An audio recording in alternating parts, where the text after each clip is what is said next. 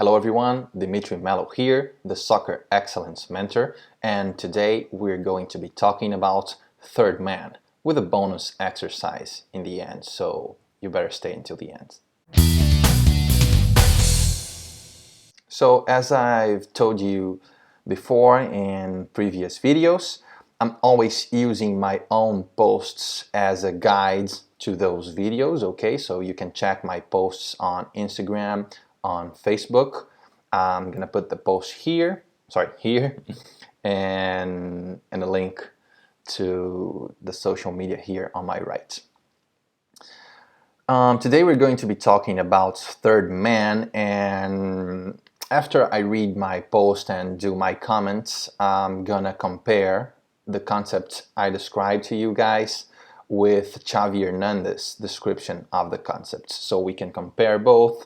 And always here in my channel, there's nothing like, oh, because Xavi said it's the right way, because Dimitri said it's the right way.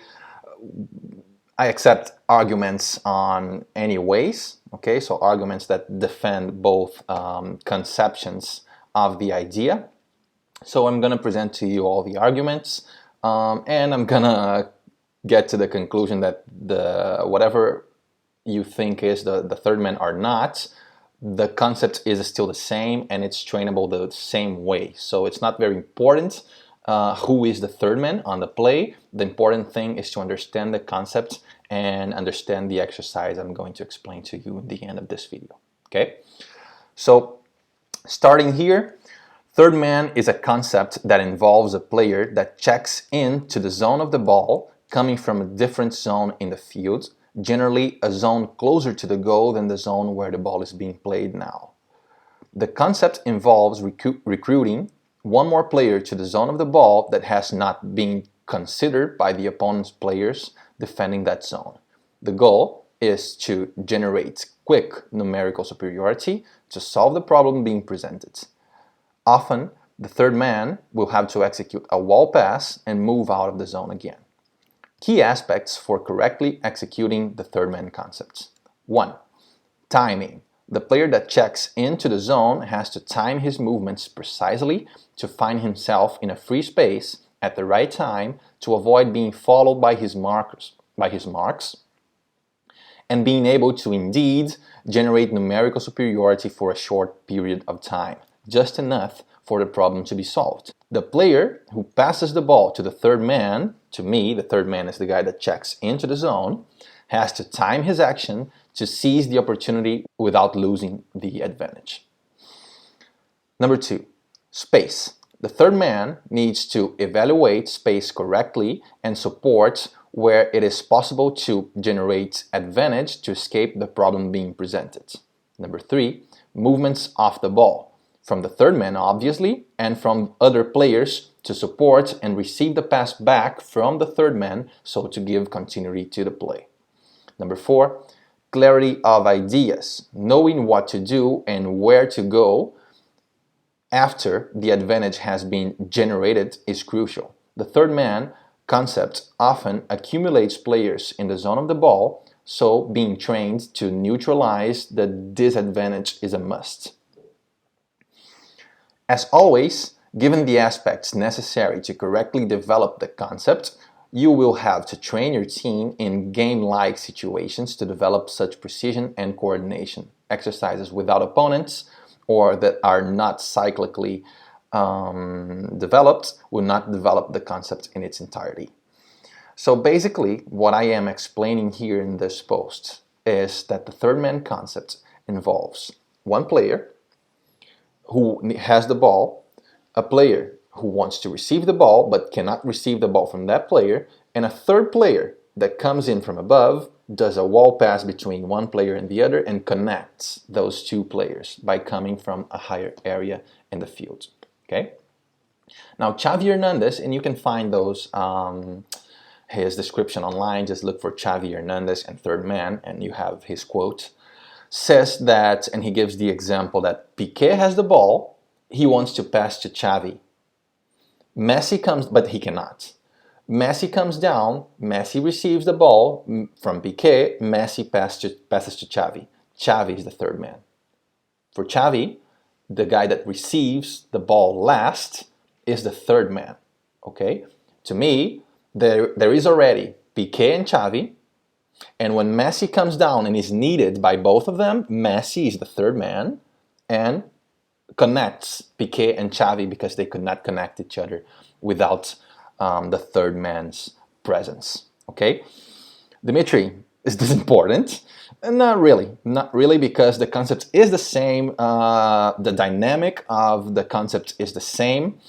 So basically, it's just a way to conceive one or the other. To Xavi, the ball guides the sequence. So Piqué first, Messi second, Xavi third. To me, the players guide the sequence. So there is Piqué and Xavi, and they need Messi, third man. Okay.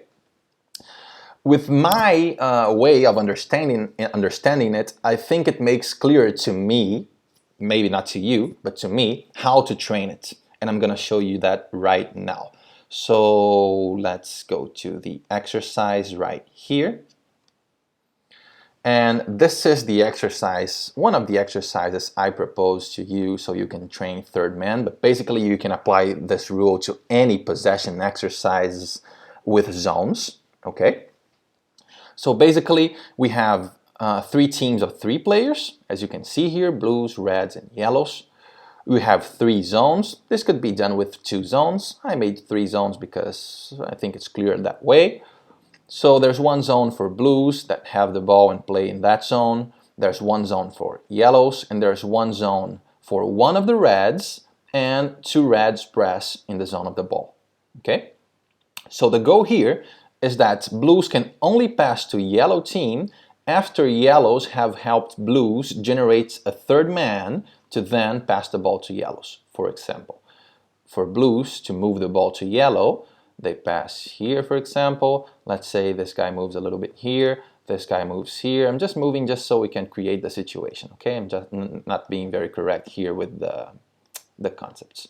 So let's say this guy quickly turns the ball here, the ball comes here, and one of those yellow guys have to come down to the second zone or to the zone where blues are playing, whatever zone you want, okay? Let's say they come down here, and as this guy went pressed this way and this guy went to balance this way, this guy makes that run, so this happens and this happens.